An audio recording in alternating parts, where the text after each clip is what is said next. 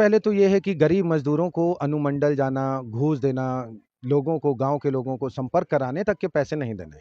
लोग उनसे 500 हज़ार रुपए में वोट लेते हैं, बाद में इग्नोर करते हैं। अगर मैं जीत के आता हूँ तो 11 अपने विधानसभा में 11 जन सुविधा केंद्र, विधायक जन सुविधा केंद्र का इनॉग्रेशन होगा, ऑफिस स्थापित होगा, जहाँ पे कम से कम 10 लोगों को तो रोजगार मिलेगा।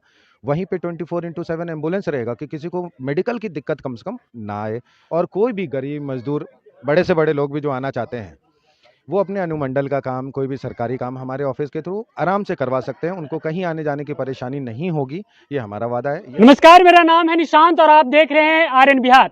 अभी हमारी मौजूदगी हरलाखी विधानसभा में है और बिहार विधानसभा चुनाव की तारीख करीब आ रही है। हरलाखी विधानसभा में 11 नवंबर को चुनाव होने वाला है। हरलाखी विधानसभा में एनडीए गठबंधन, इंडिया गठबंधन, जनसुराज और तमाम उम्मीदवार जो है काफी सक्रिय हैं। राष्ट्रवादी जन लोक पार्टी से विवेक झा काफी सक्रिय नजर आ रहे हैं।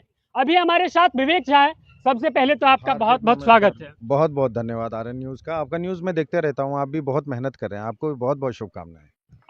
चुनाव हरलाखी में 11 नवंबर को चुनाव होने वाला है, कैसी तैयारी चल रही है आपकी? बहुत बढ़िया तैयारी चल रही है। हम लोगों ने युवाओं पे फोकस कर रखा है, गरीब मजदूरों पे फोकस कर रखा है, और हम लोगों ने एक चीज़ पे बिल्कुल भी फोकस नहीं कर रखा है, वो है पैसा बांटना। जो बाकी के सारे कंटेस्टेंट कर रहे हैं, उससे हमें कोई इंटरेस्ट नहीं है। आपको लगा कि हमें हरलाखी विधानसभा से चुनाव लड़ना चाहिए, क्या कारण है इसके पीछे?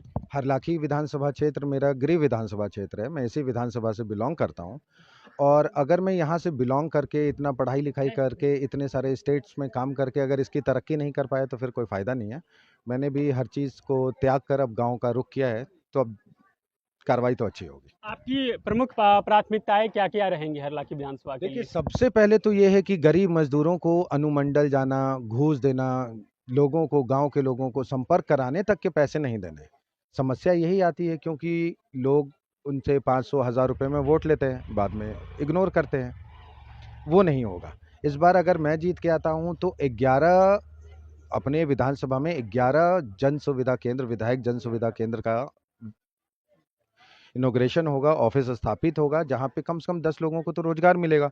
वहीं पे 24x7 एम्बुलेंस रहेगा कि किसी को मेडिकल की दिक्कत कम से कम ना आए। और कोई भी गरीब मजदूर, बड़े से बड़े लोग भी जो आना चाहते हैं, वो अपने अनुमंडल का काम, कोई भी सरकारी काम हमारे ऑफिस के थ्रू आराम से करवा सकते हैं। उनको कहीं आने जाने की परेशानी नहीं होगी, ये हमारा वादा है, ये हम करेंगे। और अगर मैं विधायक बनता हूं तो अपने हर ऑफिस में महीने के 4 दिन तो पर्सनल खुद विजिट करूंगा, ये हमारी पहली प्राथमिकता है। दूसरी है, स्टेट हाईवे पे लाइट होनी चाहिए, नेशनल हाईवे पे लाइट होनी चाहिए, कम से कम पूरे क्षेत्र में उचित जल निकास की व्यवस्था, जिसको नाली कहते हैं, उसका निर्माण सड़क के किनारे होना चाहिए कि बारिश होने पे किसी को कीचड़ का सामना ना करना पड़े, एक्सीडेंट का सामना ना करना पड़े, किसी युवा की मोटरसाइकिल से गिरकर एक्सीडेंट से मौत ना हो, ये बहुत ज़रूरी है। मेरे 5 महीने के अभी बिहार के हरलाखी अपने गांव में रहते हुए कम से कम मेरे आंखों के सामने 6 के करीब 19 साल से 25 साल के युवा की मौत हो चुकी है, वो भी रोड एक्सीडेंट में। ये क्या विकास चल रहा है? कैसा विकास चल रहा है? कहाँ था, कैसे था, हेलमेट नहीं पहना था या किस नशे में थे? क्षेत्र में लाइट नहीं है, रात में ही क्यों एक्सीडेंट होता है? हाई बीम पे गाड़ियां चलती है, मालूम ही नहीं है क्या करना है। यहाँ तो सिंपल कंपटीशन अभी भी सारे क्षेत्र में यही है, जो जितने गठबंधन है, जिनके बहुत सारी पार्टियां एक साथ मिलकर लड़ रही हैं, और एनडीए है, लेकिन इनमें कंपटीशन है कि कौन कितना पैसा देगा, विकास नहीं।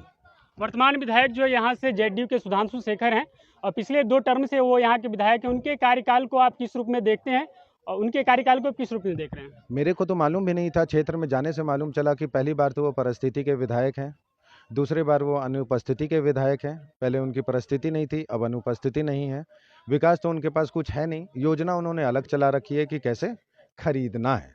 तो क्षेत्र की जनता डिसाइड करे कि वो क्या करना चाहते हैं, विकास चाहते हैं, रोजगार चाहते हैं, बच्चों का भविष्य चाहते हैं, या फिर चाहते हैं कि कुछ पैसे देकर ऐसे लोगों को मतदान करें जो उनके किसी काम के नहीं हैं।